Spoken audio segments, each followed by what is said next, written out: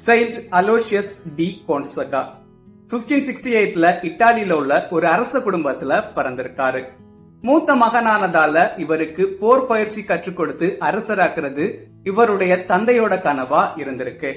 ஆனா அலோசியஸோ உலக வாழ்க்கையும் அதிகாரத்தையும் விடுத்து இறைவனை நேசிக்கும் வாழ்க்கை வாழ முடிவு செஞ்சிருக்காரு.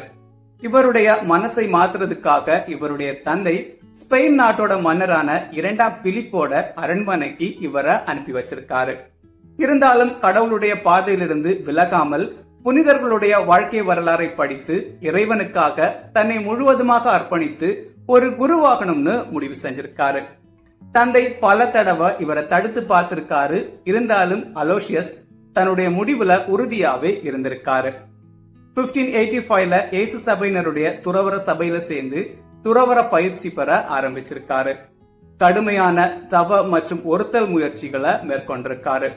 வாரத்துல 2 நாட்கள் உணவு உண்ணாமலே இருந்திருக்காரு.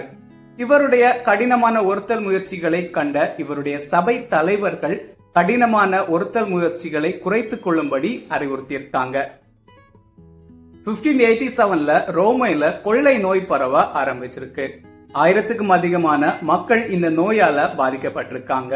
அலோசியஸ் இந்த மக்களுக்காக சேவைகள் செஞ்சிருக்காரு. ஒரு கட்டத்துல இவருக்கும் நோய் பாதிப்பு ஏற்பட்டிருக்கு. இவருடைய சிறுநீரகங்கள் பாதிக்கப்பட்டிருக்கு. தீராத தலைவலியும் ஏற்பட்டிருக்கு. இருந்தாலும் அலோசியஸ் இதையெல்லாம் பொருட்படுத்தாமல் மக்களுக்காக சேவைகள் செஞ்சிருக்காரு. ஒரு கட்டத்துல இவருடைய நோய் பாதிப்பு தீவிரமடைஞ்சிருக்கு. தான் இறக்க போறத உணர்ந்திருக்காரு அலோசியஸ். தன்னுடைய மரணத்தை முன்னறிவிச்சிருக்காரு.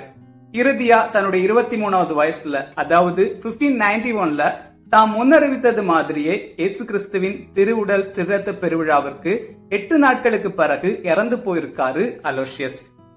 June 21, Saint Aloysius D. Gonzaga feast day.